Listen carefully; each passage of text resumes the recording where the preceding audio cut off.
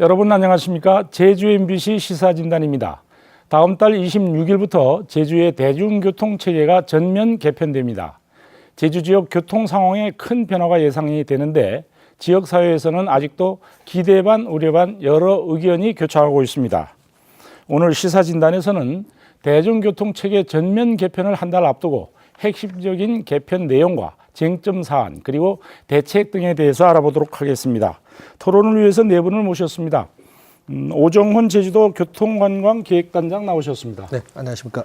장성철 국민의당 제주도당 위원장입니다. 안녕하십니까. 김명범 바른정당 제주도당 대변인입니다. 네, 안녕하십니까. 송규진 사단법인 제주교통연구소 소장 자리하셨습니다. 네, 안녕하십니까. 네, 먼저 전면적으로 바뀌는 대중교통체계 개편의 핵심 사안들에 대해서 하나씩 확인해 보도록 하겠습니다. 대중교통체계 개편의 핵심인 시내버스 우선 차로제에 대해서 알아보겠습니다. 오정훈 단장님, 그 버스 우선 차로제에 대해서 좀 설명을 해 주시죠. 예, 지금 보면은 계속적인 인구 유입이 되고 있고, 그 다음에 관광객이 증가되면서 도민 자동차 보유대 수도 급격히 상승을 하고 있습니다. 그러다 보니까 도민들은 자가용에 의존한 교통수단이 증가되고 있고, 이거와 더해서 약 3만 대의 렌트카가 이 도로에 나오기 때문에 교통 혼잡이 상당히 심각한 수준입니다. 그래서 이걸 해결하기 위해서 대중교통 체계 개편을 하는데 대중교통 체계 개편을 하면서 어떻든 이 대중교통이 승용차보다 빨라야 되기 때문에 전체적으로 그거에 맞춰서 대중교통이 승용차보다 더 빠르고 더 편리하고 더 저렴하게 이렇게 한 목표를 갖고 추진 중에 있는데, 그 중에 하나 더 빠르게 하기 위해서 일단 대중교통 우선 차로를 하고 있습니다. 구간을 보면은 8월 26일 날 개편이 되면 뭐 연말까지는 시범적으로 운영을 하면서도 변화도 주겠지만, 지금 현재 중앙 우선 차로제 하는 부분은 공항에서부터 해태동산까지 약 0.8km, 그 다음에 그 광양 로타리에서 아라초등학교까지 약 2.7km, 이 부분은 중앙 우선 차로제고, 그 다음에 무수천에서부터 국립제주박물관까지 동서광로의 전체적인 11.8km에 대해서는 가로변 우선 차로제를 시행을 하게 됩니다. 거기에 따라서 이제 통행하는 차량은 거기에 우선순위를 줘서 대중교통이 최우선이고, 그 다음에 전세버스, 택시 순으로 이렇게 지금 계획을 하고 있습니다. 네, 지금 뭐 걱정, 우려한다는 사안들은 보통 이제 중앙 차로제에 관심이 많이 쏠리고 있는데, 우리 송규진 소장님, 시내버스 우선 차로제 효과를 어떻게 보십니까? 일단은 뭐 한 차선을 버스에 양보하기 때문에 버스의 정시성이나 신속성 보장은 확실히 좀 눈에 띄게 달라지리라고 보고요. 보통의 속도의 기준으로 평가해 보면 현재 한 평균적으로 한 시속 13km 정도 나옵니다, 버스가. 그런데 이게 이 버스 우선 차로제가 시행될 경우는 23km까지 됩니다. 그러면 현재 전체적으로 교통 흐름에서 첨두 시간, 출퇴근 시간 기준으로 보면 15에서 20km가 나오고 있는데, 자가용까지 포함해서.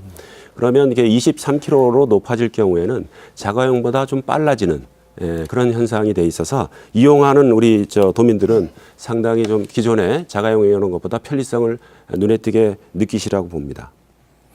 그런데 그 여전히 그렇다 하더라도 우려의 목소리는 있습니다. 뭐냐면 이제 교통 피크 타임 때 3차로 가운데 1개 차로를 버스가 차지하게 되면 나머지 2개 차로를 가지고 이제 승용차라든가 택시, 화물차가 이용하게 되는데, 정체와 혼잡을 피할 수 없다는 지적이 있는데, 우리 김명범 대변인 어떻게 생각하십니까? 이번 대중교통 개편, 체계 개편의 가장 핵심 키워드는 결국은 그 간지선 노선 체계를 도입하는 것이고, 두 번째가 사실은 버스의 그 최우선 교통권을 준다는 것인데요. 버스 우선 차로제는 사실 2004년에 서울시에서부터 시작을 했습니다. 초기에는 준비도 부족했고 그 시민들의 불만도 있었던 건 사실입니다. 하지만 일정 시간이 지나고 나서 버스의 운행 속도가 2배나 빨라졌습니다. 그리고 이제 그만큼 또 정시성도 확보되었죠. 그러다 보니까 지금 현재 서울시의 지하철과 버스 대중교통을 이용하는 수단 분담률이 한 50%, 55%까지 넘어서고 있는 상황입니다. 다시 하면 이게 검증됐다라고 보여집니다. 강력한 대중교통 이용 활성화의 정책으로 반드시 추진해야 된다고 생각이 들고요. 반면에 우리 제주 지역 실정을 좀 살펴보면 버스를 이용하는 비율 자체가 10%도 되지 않습니다.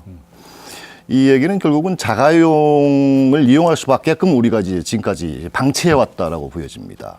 즉 다시 얘기하면 버스가 자가용보다 빠르고 안전하다는 그 도민적 인식을 부여해 준다고 하면 자가용 이용자가 기본적으로 이제 버스 이용으로 돌아올 수 있을 가능성이 크다. 그런 관점에서 버스 우선 차로제의 도입이라는 것 성패 여부는 결국은 대중교통 체계 개편 전반에 있어서의 영향을 줄 것으로 보여집니다.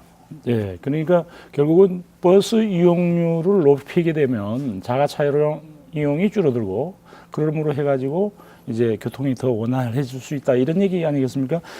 장성철 위원장님 어떻게 생각하십니까? 우리 김영범 대변인께서 중요한 그 지표들을 말씀해 줬는데 저는 기본적으로 너무 약하다. 이번에 대중교통 전면 개편이라고 하는 그 전면 개편이라는 말을 쓸 정도로 이번에 하는 대중교통 개선이 전면적인 것이냐? 저는 그렇게 생각이 안 들어요. 대단히 아쉽게 생각합니다. 첫째는 아까 우리 김 대변인께서 현재 뭐 10%도 안 된다 했는데 공식적인 자료 보니까 도시교통 정비 중기 계획이 보면 2014년 현재 12.7%예요. 시내외 버스 분담률이. 그런데 이번에 대중교통 개편을 발표하면서 목표치가 없어요. 대중교통 수송 분담률을 최소한 몇 %까지는 끌어올리겠다고 하는 목표가 없어요. 목표가 없으니까 전면적으로 못하는 거다. 전 그렇게 보죠. 근데 그 도시교통 정비 기본 계획에 보면 2023년까지 16%, 4% 끌어올리는 정도의 목표를 갖고 하는 건지 아니면 버스 교통 수송 분담률을 뭐 12%에서 30%까지 끌어올리겠다 획기적으로 그런 목표가 전혀 안 보인단 말입니다. 그러다 보니까 전용 차로제 말고도 강력한 대중교통의 경쟁력을 끌어올릴 수 있는 정책 수단들이 의외로 많습니다. 버스 전용 차로제는 이번 같은 경우는 아까 우리 송 소장님 말씀하셨지만 그 운행 구간에는 신속성과 정시성이 확보가 될 거예요. 그런데 교통은 제일 중요한 게 연속성이거든요. 버스 전용 차로제가 끝난 지점부터의 교통은 어떻게 할 거냐 하는 부분에 대해서 답이 없단 말입니다. 그렇기 때문에 이번에 그 대중교통 전면 개편과 관련해서 도당국이 강구하고 있는 건 저는 두 가지라고 생각합니다. 토지 이용, 도시계획, 다중교통 이용 시설, 고밀도 도시계획 이런 것들과 어떤 토지 이용의 효율성의 문제하고 대중교통 수송 분담률을 어느 정도 목표까지 끌어올리겠다고 하는 정책적 목표를 빨리 설정하라. 그래서 이 전면 개편 해보고 새롭게 시작해야 된다고 보고요. 전용 차로자 관련해서 아까 사회자님께서 질문하셨기 때문에 정확히 말씀드리면 효과가 극히 제한적일 것이다. 그래서 예를 들면 아까 제주대학교에서 광양 로타리까지 이어진 2.7km의 전용 차로제가 끝난 지점부터는 어떻게 할 거냐 하는 문제들은 다시 또 버스가 오히려 그 접목되는 지점은 엄청난 교통 혼잡이 올 거란 말이죠. 그래서 사실은 원칙적으로 대중교통을 전면 개편하려면 이 자리에서 공식적으로 제가 도당국에 제안을 드리고 싶은 거는 지금처럼 왕복 노선 중심의 그런 버스 노선 갖고는 안 됩니다. 원칙적으로 도시를 환상형으로 순환하는 아까 우리 김명범 대변인께서 서울시사를 얘기를 했는데 거기는 서울시 지하철 2호선이라고 하는 환상 노선이 있어요. 네. 그와 같은 개념의 버스 간선 노선 체계를 갖고 나서 그리고 그와 연계된 읍면 지역과의 대중교통 연계 전략 같은 게 구축이 돼야 되는데 이번은 기존의 버스 노선 체계가 있는 것을 갖고 그대로 배차 간격을 확대하고 부분적으로 전용 차로제 같은 제도를 도입하면서 전면적으로 할 것처럼 하긴 하는데 실제 그 효과는 매우 미약하고 잘못하면 더 극심한 교통 혼잡이 올 수도 있다는 그런 걱정을 안 할 수가 없습니다. 네, 지금은 이제 시내 버스가 이제 일개 차로를 이제 차지해 버리면 나머지 차로에서의 교통 혼잡을 어떻게 할 것이냐 이런 얘기거든요. 우리 송 소장님께서는 그거에 대해서는 어떤 생각을 갖고 계십니까? 일단 이 버스 우선 차로제의 그 도입 배경은 자가용 이용에 좀 불편함을 가하는 겁니다. 그렇게 해서 대중교통으로 유도하는 유도 정책이거든요. 초기에는 굉장히 많은 자가용 운전자들의 불편함들이 있습니다. 이 버스 우선 차로제 도입할 때는. 그렇지만 이게 우리가 제주도에서 보면 교통 혼잡으로 이게 발생하는 사회적 비용이 한 5천억 원에 달합니다. 원래 기준으로 하면 한 5천억 정도 될 것 같은데 그만큼 길에서 이게 그 비용들이 도민들이 주머니에서 다 나가는 거거든요. 요거를 좀 그 대중교통으로 일정 부분만 이렇게 흡수한다면은 이 도심의 어떤 교통 정책으로 인한 사회적 비용이 좀 획기적으로 좀 감소할 그런 가능성이 있기 때문에 초기에 불편함이 있더라도 이 부분은 반드시 좀 시행해야 되는 제도가 아닌가 생각합니다. 네, 그리고 그 영업용 택시 입장에서 보면은 진짜 우선 차로제가 이제 비상이 걸렸다. 그것 때문에 이제 업계에 비상이 걸렸다 이런 얘기를 하고 또 택시 업계가 이제 소외되고 있다 이런 얘기들을 하거든요.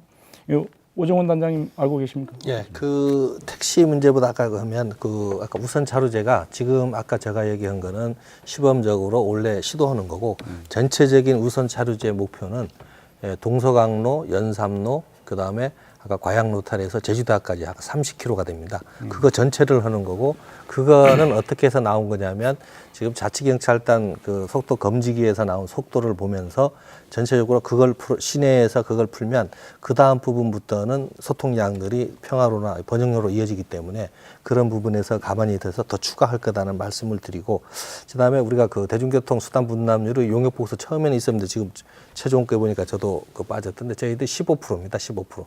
지금 현재 10%인데 15%까지 끌어올리면서 하는데 이게 또 참고할 만한 수치가 우리가 과거에 대중교통을 이용했던 최고 인원수가 9,900만 명. 그게 1991년도였습니다. 그러다가 그때부터 최하로 떨어지면서 2005년도에 3,200만 명까지 내려왔다가 작년에 5,600만 명. 그다음에 우리가 이번에 버스 숫자가 약 795대가 되는데 이 숫자는 1995년도의 숫자에 이제야 해당되는 겁니다. 그래서 그러니까 그동안 열악했던 거고 택시가 소외된다는데 이 일을 제기하고 있는데 그에 대한 답변을 택시는 해주시죠. 예, 우선 차로제에 대해서 저희들이 처음 발표할 때 아까 처음에 얘기했지만 택시가 진입을 합니다. 왜 진입을 해야 되냐면 제주도의 도로 여건은 지금 교통 여건은 육지보고 다른 이유가 보통 교통학자들이 얘기할 때에 지금 현재 이 시간에 도로에 나와 있는 차가 우리가 전체 차량 대수의 약 10%에서 15%가 나와 있어야 되는데 그렇게 되면 우리가 약 36만 대니까 3만 6천 대 정도가 지금 돌아다니고 있으면 문제가 없는데 그게다가 저희들이 특수 여건에 렌트카 3만 대가 지금 있는 겁니다. 이래서 이것 때문에 길이 전체적으로 막혀서 이제 대중교통까지 진입이 힘들어서 이번에 같이 우선 차로제에 택시를 놓은 이유가 우리는 아직까지는 그 동일 구간의 버스 대수가 좀 여력이 있습니다. 그래서 지금 우리가 시뮬레이션 해본 대로는 버스 그다음에 우선 차로제로 명명한 것도 전세버스 택시까지는 진입을 연말까지 해보면 그에 따라서 또 나오는 것들을 해서 다시 조정은 하겠지만 그 정도까지는 여력이 된다고 해서 택시가 진입이 됩니다. 그 말씀만 제가 연결해서 드리면요. 전용 차로제 같은 것이 부분적으로 시험해서 할 수 있는 정책 수단이 아니에요. 그건 부분적으로 했다 실패하면 나가질 못합니다. 그러니까 그거는 정확하게 시뮬레이션을 해서 교통이라고 하는 게 할 수 있거든요. 그래서 연속성을 확보하는 게 제일 중요합니다. 지금 전용 차로제 아까 말씀하셨던 2.7km, 0.8km, 11.8km 했는데 전용 차로제 효과가 별로 안 나왔다. 그럼 안 할 겁니까? 아니요. 예를 들면 그렇다는 거죠. 그러니까 정책을 그렇게 구상하지 마시고 전면적으로 해야 될 부분의 정책과 그 실험용으로 우리가 테스트해서 시행착오를 줄여가야 될 정책이 있는데 이 버스 교통과 관련된 전용 차로 정책은 그렇게 실험을 하면서 시행착오를 줄일 수 있는 그런 정책 수단이 전 아니라고 생각을 합니다. 그래서 실험이 아니고 예. 저희들이 처음 하는 정책이기 때문에 도민들이 그게 적응하기 위해서 했고 아까 시뮬레이션 같은 경우는 저희들 공주대학교에서 비심이나 비즘 시뮬레이션을 다 해서 근데 1단계를 해보고 2단계를 하는 거를 우리는 1단계 실험이라고 해서 볼 수 있는 거죠. 1단계 해서 어떤 그렇게 문제점이 단계별로 할 있는 수 있는 게 아니다 하는 말씀을 제가 꼭 드리고 좀 싶습니다. 다른 입장인 것 같습니다. 그러니까 서울시 같은 경우에도 사실 그 버스 우선 전용 차로를 도입할 때 그 상황 자체에 대한 그 민감도를 인정하고 일부 구간을 먼저 시작했던 거죠. 서울은요 그러고 나서, 예. 지하철이 있어요. 그렇습니다. 예, 이게 그래, 말씀처럼 그게 있어서 교통의 부분적으로 가는 연속성이나 거죠. 환상 노선과의 연결도 중요하다고 생각합니다. 근데 이제 지금 제도 자체가 시행도 되기 전에 그 효과성 자체를 단정해버린 것은 우리가 너무 앞서 나가는 것 아니냐 전문가가 생각이 왜 들고요. 있습니까? 그 효과를 분명히 예측이 가능하죠. 네, 좋습니다. 예, 예. 지금 택시업계에서 얘기하는 진입이 가능한데도 소외되고 있다는 얘기인데 어떻게 생각하십니까? 맞습니까, 그게? 일단은 제 승객을 탑승한 택시에 한해서만 지금 그 운행이 가능하도록 진입하도록. 그렇게 돼 있었습니다. 왜냐하면 택시업계의 주장은 기존에 승객이 없는 상태에도 진입을 하지 않을 경우엔 도로 정체로 인한 수익률이 감소하기 때문에 이 부분에 대해서 좀 대안을 제시해달라. 이런 요구였거든요. 그래서 지금 도에서도 여러 가지의 방안을 연구하고 있습니다만은 어떻든 간에 현재로서는 그 택시 진입 부분도 긍정적으로 지금 접근하려고 하는 그런 것 같고요. 또한 이제 그 가변 차로제는 큰 문제가 없는데 중앙 차로제는 택시가 진입하기 상당히 애매합니다. 왜냐하면 승객을 탑승하기 위해서는 가변 차로로 운행을 해야 되거든요. 가변 차로에서 운행하다가 승객을 탑승하려고 정차를 해버리면 기존의 자가용이 정체 현상이 굉장히 많이 심해집니다. 그래서 이 제도를 시행하기 전에 버스 승강장 부분을 좀 택시 업계하고 좀 상의를 해서 승강 구역을 이제 정해줬다면 그런 부분의 불만은 상당히 해소되지 않느냐라는 생각입니다. 네, 다음 주제로 넘어가도록 하겠습니다. 달라지는 대중교통 체계, 이번에는 이제 환승 시스템에 대해서 알아보도록 하겠습니다.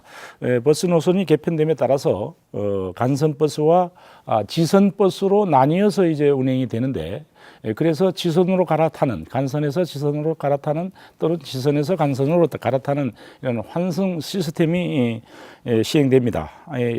시스템에 대해서 우리 단장님 설명을 좀 해주십시오. 예, 우리가 지난 한 30년 동안 대중교통 그 버스 노선은 전체적인 개편 없이 있는 노선에다가 계속 수정을 하다 보니까 지금 현재 644개 가지 노선까지 하면 이렇게 복잡해 있습니다. 그래서 이번에 개편을 하면서는 149개로 단순화를 시켜드립니다. 단순화 시키면서도 차량은 약 260대를 더 증차해서 환승 시스템을 갖추는 건데 배차 간격과 운행 속도는 더 빠르게 하면서 그 노선은 단순화 시켰기 때문에 대신 이와 맞물려서는 지금은 우리가 좀 적응이 도민들이 좀 안 됐지만 환승이란 제도를 통해서 빠르게 좀 움직일 수 있게끔 그다음에 급행버스와 간선버스와의 환승 그다음에 간선버스와 지선버스의 환승. 그래서 여러 가지 정류장들이 새로운 정류장들도 이제 생기고 그렇게 해서 하는데 지금은 낯설지만 아마 환승 제도가 어느 정도 익숙해지면 또 이거에 따라서 속도나 이용 부분에서는 다소 또 그 상당히 우리한테 유리하게 그러니까 다가올 겁니다. 우선은 간선 노선이 몇 개 노선인데 그 가운데 환승할 수 있는 포스트 그 지점은 몇 개가 만들어지고 그걸 좀 설명해 주시죠. 지금 우리가 급행의 주요 정차하는 그 환승 정류장, 주요 환승 정류장인데 그게 24군데가 설치가 됩니다. 지금 그러면 시외버스들이 이제 정차하는 그것보다 훨씬 줄어들겠네요. 환승 포스트가. 아니죠. 아까 그거는 이제 급행버스가 새로 신설되면서 24개의 주요 정류장을 거점화 시켜놓은 거를 24개를 하고 기존에 움직이는 그런 정류장은 3,000개를 전부 다 활용을 하는데 그 중에 약 한 1,500개 정도는 환승 정류장으로서의 기능을 할 겁니다. 네. 환승 시스템이 확대되면서 이제 편리해지는 점도 있겠지만은 실제 버스 이용을 하는 사람들은 노인층 또는 학생들 아니겠습니까? 이 노약자에게는 이제 교통약자에게 노선 시간표라든가 또는 그 배차 간격 등 이런 어려움이나 불편이 있을 것 같은데 이 부분에 대한 의견들을 좀 듣겠습니다. 우리 김명문 대표님 어떤 생각을 갖고 계십니까? 결국은 환승 시스템이라는 것은 제가 봤을 때 지금 개편되는 간선 노선과 지선 노선을 어떻게 유기적으로 연계시킬 것이냐의 문제라고 생각합니다. 앞서 말씀하셨던 것처럼 동광, 대천, 제주, 서귀포 네 곳의 환승센터와 지역별로 해서 애월, 한림 이렇게 해서 20개 정도의 환승 정류장을 지금 놓고 있는데요. 이거 자체가 결국은 어떻게 촘촘하고 그물망처럼 네트워킹 할 것이냐에 대한 부분에 있어서의 조금 더 체계적인 전략적 고민이 좀 필요하다고 일단 생각이 들고요. 대중교통 체계 개편 용역 보고서를 좀 이렇게 살펴보면 지금 그 환승 통행에 대한 실태 데이터가 좀 나옵니다. 그 안에 이게 보면 대부분 도민들은 한 20분 남짓 버스를 이용하고 또 환승이 없는 경우가 한 85% 정도입니다. 한 번 환승하는 게 한 1.4%. 두 번은 이제 1% 정도에 불과합니다. 결국은 당장 시행 초기에 환승의 불편함을 도민들이 느낄 수 있을 것입니다. 하지만 그럼에도 불구하고 이제 이 환승을 불편하다고 느껴서는 이 시스템 자체가 정착될 수 없다고 보여지기 때문에 결국은 무료 환승제나 BIS, 그러니까 버스 정보 시스템이나 또 스마트폰 어플리케이션 같은 걸 통해 가지고 노선 정보나 출도착 정보에 대한 정확한 정보 제공을 한다고 하면 그런 부분이 상쇄될 수 있지 않겠나 보여지고요. 다만 이게 더 중요한 부분은 결국은 이제 이 환승 시스템 자체에 대한 아직 습관이 덜 든 이 도민들의 어떤 의식 수준, 이걸 어떻게 좀 제대로 이제 전환시킬 것인가를 고민해야 될 필요가 있다고 보여집니다. 그러니까 결국은 우리 노인들께서는 우리가 컴퓨터 시대가 아니잖아요. 그러면 그분들에게 어떤 방법으로 이런 버스 시간표라든지 배차 간격들을 이제 알려드려야 될 거 아니겠습니까? 장성철 위원장님 뭐 특별한 무슨 안이 있습니까?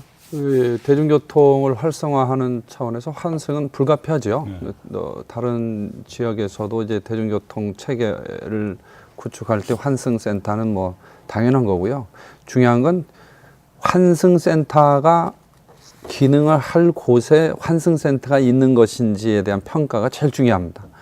근데 어쨌든 이번에 제주도가 시행하는 그 큰 축에서 보면 아까 말씀했던 이제 동광이라든지 대천동 이런 곳이 이제 되어 있는데 그 표선 남원 성산 쪽으로 이렇게 연계되는 노선, 그 다음에 이제 대정 안독 그쪽 그 중문 요쪽으로 연결되는 그런 간선 노선하고 지선 노선하고 연계되는 게 과연 일어날 것인가, 일어난다면 어느 정도로 일어날 것인가. 또 제일 중요한 건 이제 그 정보도 매우 중요하지만 버스는 이용하는 사람이 이용해요.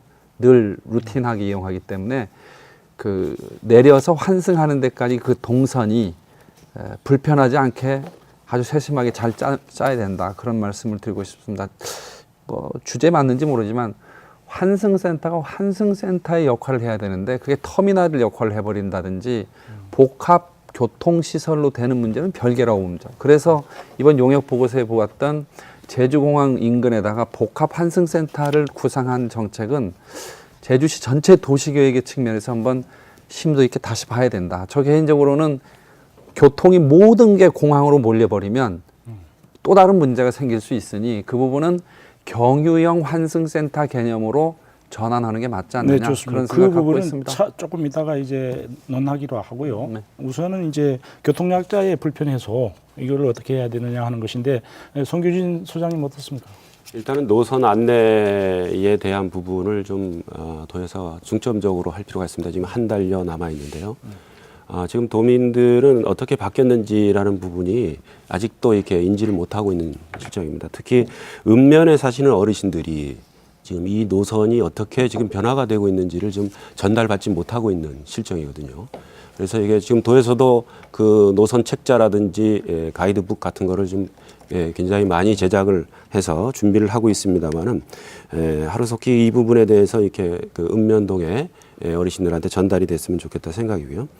또 한 가지는 이 그 어르신들이 이렇게 스마트폰을 사용하지 않는 분들이 많기 때문에 이 버스 안내에 대한 콜센터 운영을 강화할 필요가 있다 생각입니다. 그래서 이 콜센터가 지금 120번 그 합동 콜센터인데 이 부분을 좀 중점적으로 좀 투여를 해서 초기에 전화 응대 부분을 좀 강화한다면 이 노선을 이제 그 찾는 어르신들이나 버스를 이용하는 많은 도민들이 불편함이 좀 덜하지 않을까라는 생각입니다. 외국에 이제 버스 이런 개편이 있었을 때 노선 안내 그런 작업을 했던 사례를 얘기하면요, 아주 구체적이라 해야 돼요. 앱 보세요, 뭐 자료 나눠줘야 됩니다, 홍보합니다. 안 됩니다. 구체적으로 그 사람한테 알려줘야 돼요. 그러려면 한 도청이 우리 제주도가 자원봉사 시스템이 잘 돼 있지 않습니까? 많은 분들이 도움을 받아서요. 실질적인 이 교통의 수요자라고 예측되는 분들한테 1대1로 가서 삼촌은 어디 뭐 공항에서 표선 감수가 그러면 요 노선 요거 타고 이거 이렇게 타면 이번에 박겸수다. 이렇게 확실하게 안내를 해드리는 작업을 한 달 내내 하면 백날 우리 뭐 여러 가지 홍보했다 해도 효과 없거든요. 본인한테 불편한 것들을 해소해주는 그런 홍보 전략이 제일 중요하다고 생각합니다. 네, 제가 좀 설명을 잠깐만요. 지금 토론해야 될 주제들이 간단히 아까 굉장히 많습니다. 얘기된 내용에서 우선 이번에 또 새로운 것이 또 하나 있죠. 버스 준공영제. 네. 우선 준공영제 어떤 것인지 어떤 변화가 있는지 그것부터 말씀해 주십시오. 아까 개편되는 내용에 대해서는 아셔야 되기 때문에 일단은 그 노선도가 한 10만 부가 제작이 돼서 읍면동 네 사무소를 통해서 각 가구에 배부를 해드릴 거고 책자로 아예. 그다음에 학생들한테는 한 5만 부의 포켓북해서 나가고. 그다음에 뭐 스마트폰 세대에는 다음 카카오를 통해서 빠른 기능 찾기가 이미 협약이 돼서 준비되고 있고. 그거 말고는 저희들이 지금 개편이 되면 저희들이 상황실 체제가 2단계 체제로 바뀌면서 아까 지역별로 전화 답변도 해드리지만 정류장 천여 곳에 이 도우미가 배치돼서 아까 같이 그런 부분에 대해서 어르신들이나 모르는 분들한테 이제 설명하는 그런 기능으로 좋습니다. 준비를 하고 있고. 네. 그러니까 이번에 개편되는 거는 준공영제를 한다는 게 상당히 이게 이슈도 되고 그러는데 그게 근본적인 목적은 저희들이 준공영제를 하면서 추구하는 거는 대중교통이 도민의 그 안전성과 지금까지의 대중교통에 대한 민영제에서 나타난 친절하지 않은 모습, 이거를 친절한 서비스를 이제 제공해야 되기 때문에 두 가지를 갖고 하는데 지금까지 민영에서 이제 노선권이나 이런 부분들이 독점해서 자기 수익 노선에만 가려고 하고 그다음에 소외 노선을 안 가려고 그런 부분들을 전부 다 준공영제에서 이제 탈피를 하는 겁니다. 그래서 수익금은 투명하게 공동 관리하고 그에 따른 뭐 이익금이나 이런 부분도 다 공포가 되고 그렇게 해서 이렇게 준공영제로 전환을 하는데 어제도 보니까 방송에 일부 그 경기도의 그 기초자치단체들이 다 준공영제로 또 전환하는 그런 보도도 있었는데. 네, 그런데 이 준공영제를 시행함에 있어서는 재정 부담이 가장 걱정이 아닐 수가 없습니다. 우리 김명범 대변인께서 이 현실적으로 가능하다고 보시는지요? 가능하겠죠? 일단 그 준공영제를 도입할 수밖에 없는 상황의 이렇게 히스토리를 좀 알아야 될 필요가 있을 것 같습니다. 기본적으로 지금 그 적자 노선에 대한 손실 보전을 지금 매해 300억에서 400억 정도 지금 한단 말이죠. 그럼에도 불구하고 사실 이 수익 나는 노선의 사실 이제 과당 경쟁, 물론 공동 배차를 통해 가지고 하다 보니까 더 그런 것도 있습니다만. 결국은 노선 자체가 사유화되더라 이겁니다. 네. 노선의 사유화를 공공적 관점에서 공공재로 바라보고 노선을 관리해서 정시성을 확보하고 신속성을 확보하자는 그 취지로서의 준공영제의 도입의 취지도 있다라고 생각이 들고요. 그 준공영제 하면 사실 이제 한 800억 정도 드는데 이게 타당한 거냐라는 문제제기 분명히 있을 수 있습니다. 근데 저는 그 관점 자체를 준공영제를 도입하는 게 지금 현재 전국적으로 광역지자체 상황을 보면 경기도를 빼고 나서는 서울이나 부산이나 대구나 광주까지 다 실시를 하고 있습니다. 근데 이제 이 800억을 투자하는 부분에 있어서 그의 타당성이 있느냐 없느냐의 문제는 큰 틀에서 소위 이게 교통의 복지 문제, 그리고 이제 교통 약자의 인권의 문제, 또 환경보호의 문제, 이런 세 가지 관점에서 준공영제를 접근해야 될 필요성이 있다고 느껴지고요. 앞서 제가 말씀드렸던 것처럼 다른 광역지자체들을 보면 그렇습니다. 초기에는 재정 투입이 사실 다소 올라갈 수 있습니다. 다소 올라갈 수는 있지만 그만큼의 소위 이게 대중교통의 서비스 자체가 질적인 향상이 이루어진다면 우리가 이렇게 목표하고자 하는 자가용 중심의 교통 체계 자체를 대중교통으로 옮겨가게끔 할 수 있는 계기가 될 수 있을 것이라고 보여집니다. 결국은 민간의 공공 시스템이 적용되는 것 아니겠습니까? 그래서 버스 업계에서는 이제 사실상 망할 일은 없다. 뭐 이렇게 얘기하면서 굉장히 반기고 있는 거죠. 하지만은 도덕적 해이, 업계의 도덕적 해이를 차단하고 또 경영의 합리화를 위한 장치가 필요할 것으로 보이는데 우리 장성철 위원장님 어떻게 생각하십니까? 경영 합리화, 도덕적 해이. 원칙적으로 지금 한 몇십 년 동안 다 해봤잖아요. 원칙적으로 공영제로 다 가야지요. 네. 아마 도 내부에서도 공영제 해야 되는 거 아니냐 하는 의견도 있었지만 현실적인 문제들이 있다 보니까 중공영제로 전 조정이 됐다. 전 그렇게 판단을 하고요.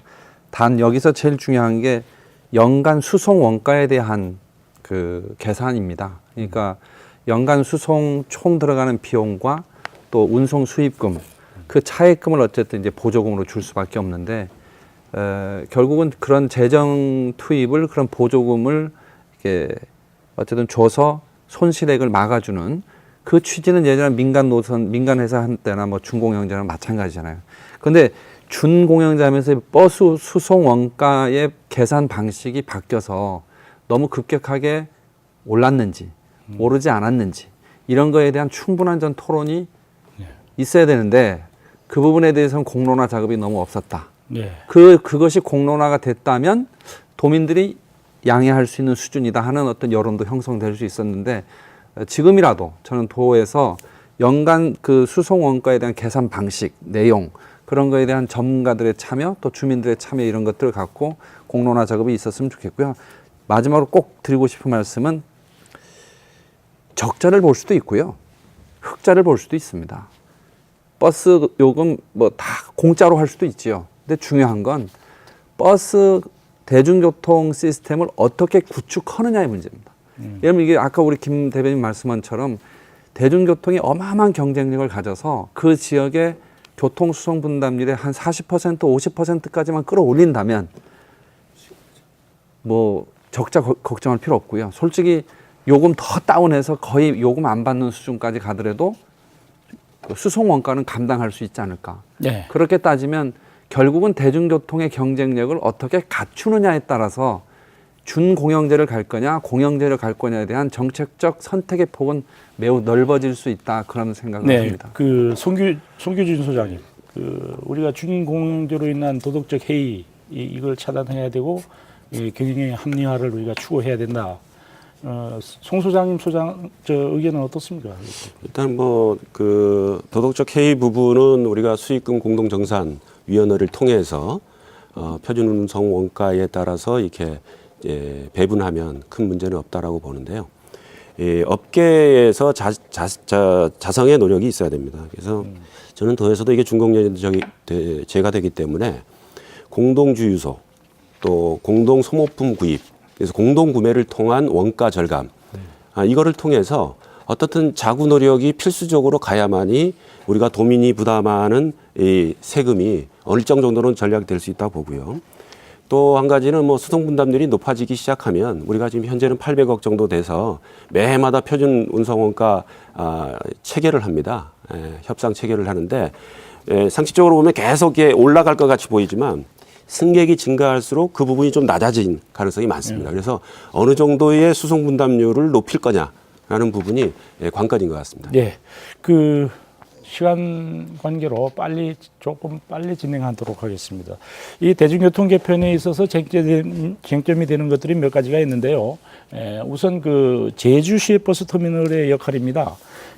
먼저 그 버스 노선이 발표됐을 때 국민의당에서는 그 급행과 관선 버스 노선의 출발과 도착기를 제주공항으로 하지 말고 시외버스 터미널로 하자. 이런 의견을 내놨지 않습니까? 네. 어떻습니까? 그 의견은? 그 의견은 저 국민의당의 처음 의견이 아니고요. 네.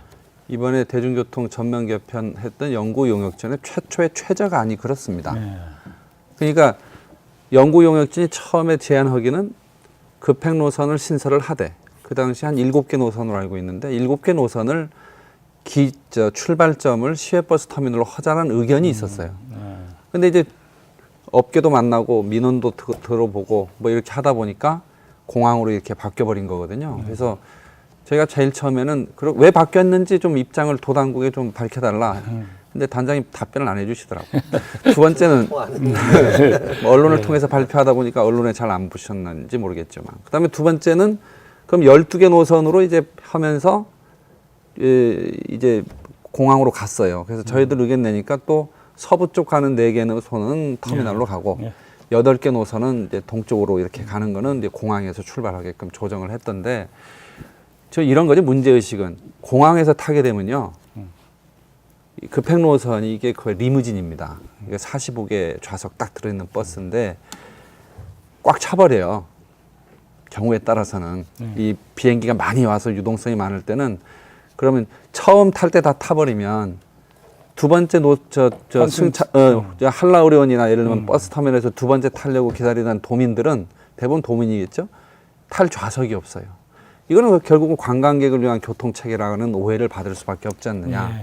예. 그래서 도민들이 제일 기점에서 탈 수 있는 시외버스 터미널을 전통적인 어떤 터미널 역할도 하고 있으니 그게 하는 게 맞다. 또 한 가지 저 그런 의견을 낸 거죠. 예, 또 한 가지는 또 시외버스 터미널에 입주해 있는 상인들의 입장인데요. 이게 생존권과 관련된 문제라고 하면서 이 제기를 지금 하고 있지 않습니까? 김명범 위원장님 어떻습니까? 묶어서 제가 말씀을 드리겠습니다. 장성철 위원장께서 지적하셨던 부분에서 좀 제가 이해가 안 되는 부분이 말씀처럼 리무진 버스란 말이죠.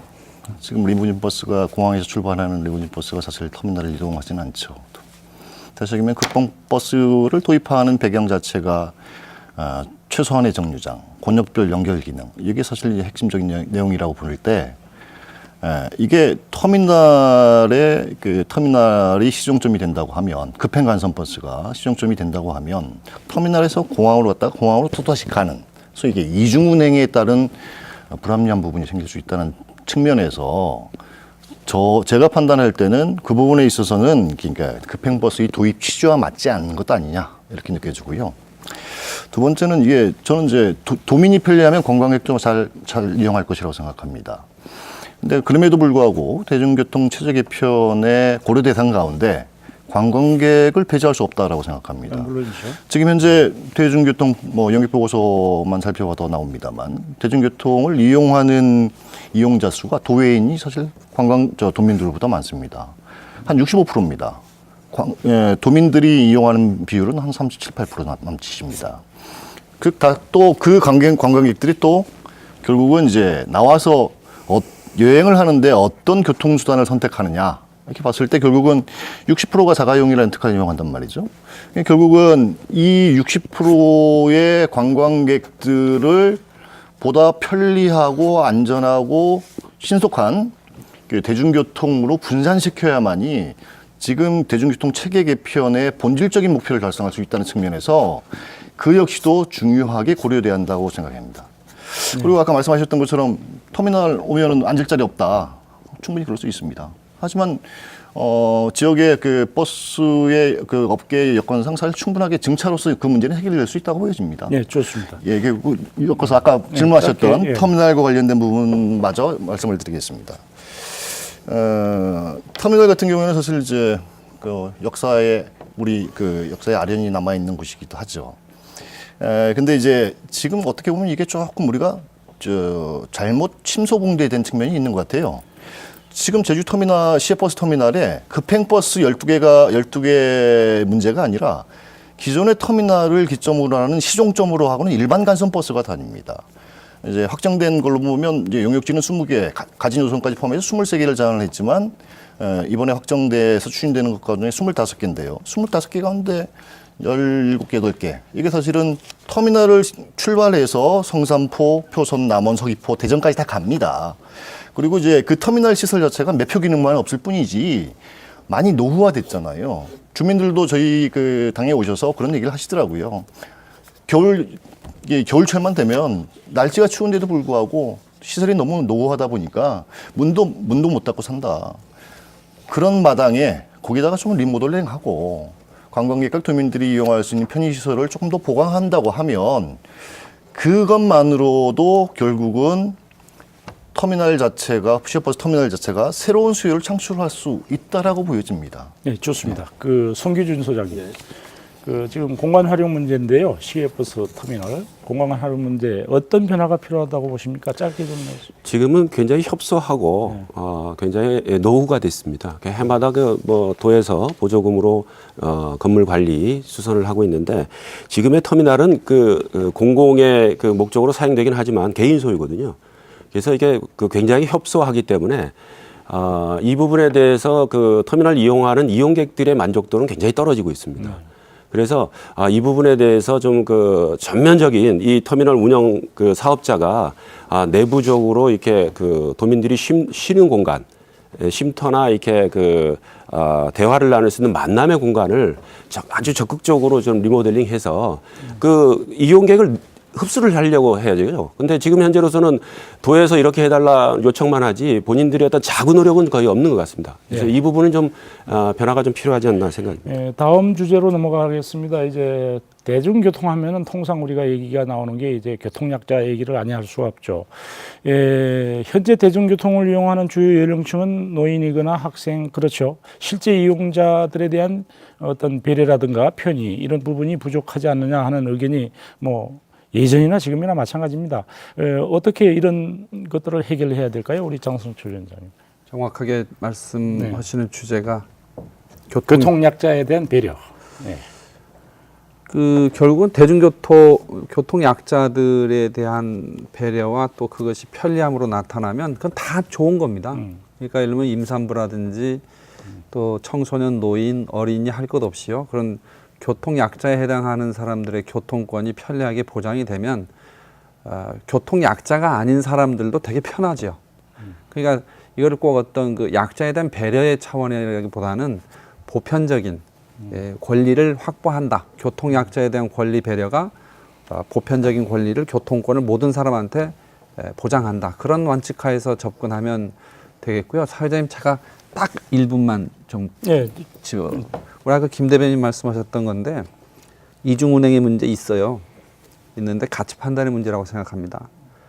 예를 들면 도에서도 12개 중에 4개를 바꿨잖아요. 도민들이 불편하니까 바꾼 거예요. 이쪽으로. 근데 이중운행의 문제를 우리가 한다 그러면 셔틀버스를 공항하고 터미널 사이 넣으면 돼요. 그래서 기종점을 도민으로 할 거냐 관광객 우선으로 할 거냐는 철학의 문제라고 생각합니다. 저는 그래서 잠깐만 제가 말을 하고 있잖아요. 그래서 그러한 문제, 그러니까 급행 노선이 이번에 처음 생겼잖아요. 처음 생겼는데 그것의 우선적 이용권이 도민이 아니라 관광객으로 갔을 때의 그 도민들의 불편함이 먼저냐? 그럼에도 불구하고 관광 산업을 위해서 관광객한테 먼저 갈 거냐 하는 거는 철학적 판단의 문제입니다. 네. 저는 도민이 우선이라고 생각합니다. 좋습니다. 좋습니다. 그 정도만. 지금 교통약자에 대한 얘기를 하다가 다시 또 노선 문제로 가는 겁니까? 저희들이 개편을 그건 저한테 답변을 안 해주셨잖아요. 변경한 이유를 얘기하면 답변을 좀 해달라 했는데 한 번도 안 해주셨잖아요. 지금 변경한 이유가 4개 노선을 한 이유는 지금 현재 터미널이 기존에 있는 시외버스 수량이 줄지 않기 때문에 게이트 자체가 없습니다. 수용 능력이. 제일 왼쪽에 선석 하나 비어 있는 게 있어요. 그래서 터미널 사업자 쪽에 인원을 해서 4개를 불릴 수가 있냐. 이쪽에 주차장 하는 걸 줄여서 했잖아요. 하겠다고 하니까 이제 그게 4개를 한 거고 네. 다음은 또 아까 관광객 이용객만이 아니고 그 급행버스를 이용하는 분들이 최근에 저희들이 서귀포 800번 혁신도시 버스를 나서 보니까 시내에 살지 않고 원거리에 사시는 분들, 성산, 표선, 남원, 안덕대전 이분들이 공항에서의 바로 출발하는 그런 것들을 많이 원합니다. 그래서 이용자 측면하고 관광객 측면을 다 고려하다 보니까 그런 결정을 한 거지 관광객만을 한 건 아니다. 예, 좋습니다. 이러니까 자꾸 교통약자의 얘기는 빠지고 지나가고 그러지 않습니까? 잠깐요. 지금 시간 관계상 우리 오정은 단장께서 교통약자에 대한 예방책, 보완책이 있습니까? 이 교통약자에 대해서 많이 이제 이 대중교통만 하다 보니까 오는데 교통약자 차원은 저희들이 우리 위원장님 알다시피 복권기금 있지 않습니까? 복권기금에서 제주도만 특별하게 그 교통약자 이동권 지원 사업을 따로 하고 있습니다. 그래서 연간 한 200억 이상씩 투입하면서 지금 전기 저상버스를 투입한다거나 그 다음에 지금 우리 교통약자를 위한 전담 차량이 47대가 운영을 합니다. 별도로. 그런 부분 이번에 또 내년부터는 제주시 쪽부터 전기 저상버스 도입하고 그거에 따른 시설까지도 하는데 제주도만 복권기금을 갖고 그 사업을 따로 하고 있기 때문에 그 부분이 자꾸 노출이 노출이 안 돼서 그런데 교통 약자에 대한 배려는 별도로 저희들이 특별히 관심을 제주도만 특별히 하고 있습니다. 예, 그 전면적인 대중교통 체제 개편에 맞춰 가지고 도민들의 관심을 어떻게 끌어내야 하는 것도 굉장히 중요합니다. 예, 이와 관련해 가지고 우리가 대중교통 체제를 바꾸는 목적은 이제 자가용 차량을 줄이고 자가 차량을 줄이고 대중교통 이용을 늘리는 데 있다고 볼 수 있습니다. 개편 이후에 자가용 차량 이용자들의 인식의 변화와 차량을 줄이기 위한 노력은 어떻게 해야 되는지 우리 송규진 소장님께서 해주시죠.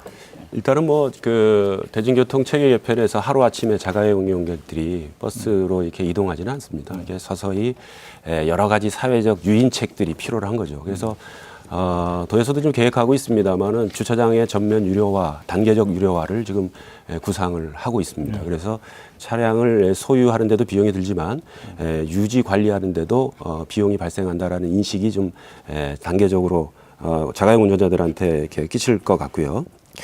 또한 이 교통 부분을 이게 도심 내의 그 차량 진입 억제 방안도 동시에 이루어져야 됩니다. 그래서 지금 조금 이게 계획상으로는 뭐 2021년도에 완성되지만 우리 거점 환승센터 이 부분이 좀 도심의 차량 진입을 억제하는 교두보 역할을 하리라 좀 기대를 하고요. 그 다음에 어떻든 그 자가용 운전자들이 초기에 상당히 많은 불만들이 있긴 합니다.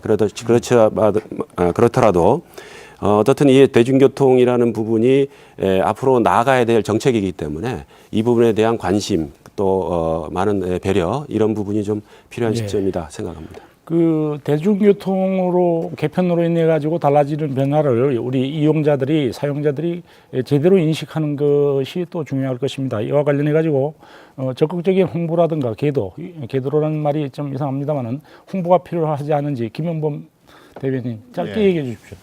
뭐 도청에서 이 체계 개편 관련돼서 한 2년여 넘게 이걸 준비를 하고 여러 가지 활동을 한 걸로 압니다. 근데 그럼에도 불구하고 사실 도민적 비판이 분명 있다는 것도 인정을 해야 될 부분입니다.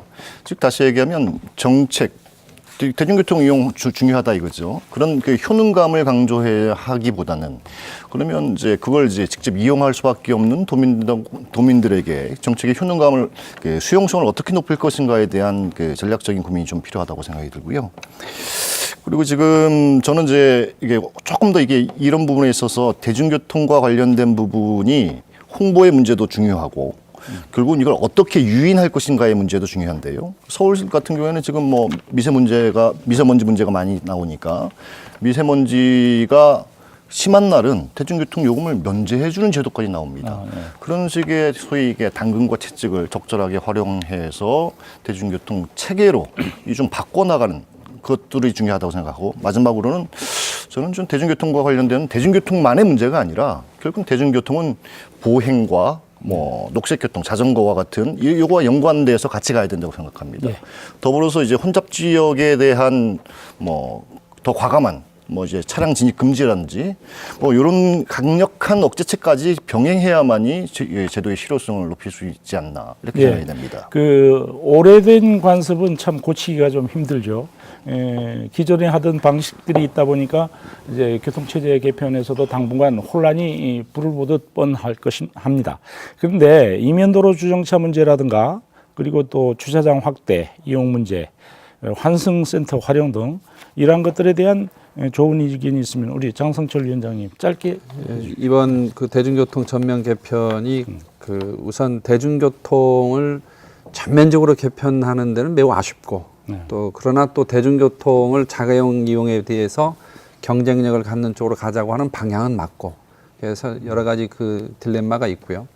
그런데 이제 가장 큰 아쉬움은 뭐냐면 대중교통을 대중교통 하나로만 접근하다 보니까 교통 정책의 시너지 효과를 전혀 보지는 못합니다. 다시 말하면 자가용을 이용하는 사람들이 자가용을 버리고 버스를 타는 수는 있지만 자가용을 이용했다가 버스를 탔다가 버스를 다시 자가용을 타고 오는 일은 어렵거든요. 근데 보행을 하는 사람이 버스를 타고 보행으로 일을 보고 다시 버스를 타고 와서 보행으로 집으로 가는 건 가능하단 말입니다. 자전거도 마찬가지고요. 그래서 보행과 자전거 정책과 이 두 가지 정책 수단의 교통수단 분담률까지 포함해서 대중교통과 자전거, 보행이 함께하는 교통 수송 분담률의 계량적 목표를 어느 정도까지 끌어올릴 것인가에 대한 새로운 정책 목표 설정이 필요하다고 보고 그와 맞춰서 자가용 이용을 우리가 지금 46만 대 정도 되는데 이 숫자를 어느 정도까지 줄일 것인가 하는 거에 대한 부분, 그리고 지금 도가 하고 있는 전기 자동차 이용 확대 정책이 이 대중교통 이용 활성화 정책하고 어떻게 또 그 모순됨이 없이 갈 수 있는 방안은 뭘까, 이런 것에 대한 종합적인 정책을 교통부서만이 아니라 관련 부서들이 함께 해서 종합적인 대책을 도가 내놔야 될 것이다. 네. 그런 주문을 꼭 드리고 싶습니다. 네, 그 토론을 하다 보니까 마무리할 시간이 벌써 다 됐습니다. 예, 주마관상적으로 이제 토론이 이루어진 것 같기도 하지만은 그러나 우리가 짚고 넘어가야 될 일들은 거의 거론이 된 것 같습니다. 예, 마지막 마무리 발언 보충하시고 싶은 말씀이 계시면 1분 이내로 우선 김명범 대변인부터 1분 이내로 말씀해 주십시오. 보충 발언. 그 정책이라는 게 결국은 장 담그는 것과 똑같은 것 같습니다. 장도 오랜 시간 잘 담가야 이렇게 맛이 나듯이 교통체제 개편 관련된 숙성 기간이 좀 필요합니다. 아직 개편도 전입니다만 도에서 12월 달까지 그 모니터링을 하겠다고 합니다. 그 과정 내에서 이 시행착오를 어떻게 생산적인 성과로 이제 발현시켜낼 것이냐, 그와 관련된 도민사회, 도청, 이게 거기에만의 문제가 아니라 우리의 미래의 문제이기 때문에 머리를 맞대고 지혜를 발휘해야 될 것이라고 생각이 됩니다. 네. 우리 장성철 위원장님 마무리 발언. 정책의 그 결과를 놓고 사실은 성패를 결정하는 여론은 그렇게 잘 일어나지 않습니다. 성공을 하든 실패를 하든 혹은 결과가 있든 또 결과가 많든지 간에 그 정책 추진 과정마다의 사회적 공론화 과정이라고 하는 게 굉장히 중요하거든요. 이번에 해당 당사자라고 하는 버스터미널의 상인분이라든지 택시업계 분들하고 분명히 이해관계가 있음에도 불구하고 사전에 그런 정책적 협의 과정 같은 것들을 하지 못한 부분은 도당국이 좀 뼈저리게 생각을 해야 된다. 그래서 향후에 11월 달에 정책 평가를 할 때는 많은 당사자들이 좀 폭넓게 참여할 수 있는 그런 정책 그 추진상의 유연함을 좀 도당국에 이 자리를 빌어서 꼭 당부드리고 싶습니다. 네, 송규주 소장님. 우리가 이 교통정책은 쓰레기 요인 배출제의 교훈을 좀 우리가 많이 다 학습을 해야 될 필요가 있다라는 생각입니다. 그래서 도민들이 지금 발생하지 않는 부분이거든요. 이게 8월 26일 이후에 굉장히 피부적으로 닿을 때 불평불만을 많이 할 겁니다. 그런데 그렇더라도 이번 그 대중교통 체계 개편을 통해서 우리 제주도의 교통 문제 또 주차 문제까지 우리가 해소할 수 있는 그 시발점이 됐으면 좋겠다라는 생각이고요.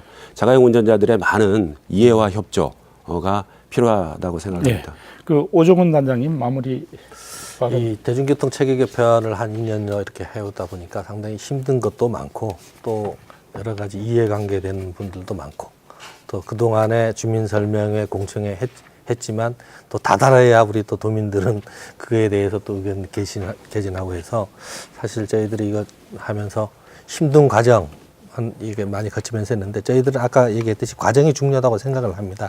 네. 저희들이 얼마만큼 도민들, 그다음에 관광객들, 대중교통 이용자들에게 어떤 서비스와 어떤 안전으로서 이제 보답할 것인가, 그에 따라서 여러 가지 그 문제점도 제기되는 부분들 해서 저희들이 그 남은 30일 동안 잘 마무리해서 하고 또 그 추진하는 과정에서도 연말까지는 계속 모니터링하면서 도민들이 결국은 사랑받는 대중교통이 되도록 하겠습니다. 예. 오늘 토론 여기서 마무리하겠습니다. 오늘 나와주셔서 고맙습니다. 네, 현대 사회에서의 교통 체계는 우리 인체의 혈관과 같은 것입니다.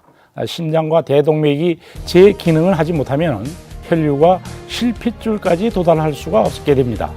제주도정이 30년 만에 대중교통 체계 개편을 성공적으로 이끌어낼지에 주목하는 이유가 바로 여기에 있습니다. 도민들의 공감대가 필요하고 무엇보다도 도민들의 적극적인 참여와 평가가 중요할 것입니다. 밤늦게까지 시청해 주신 여러분 고맙습니다.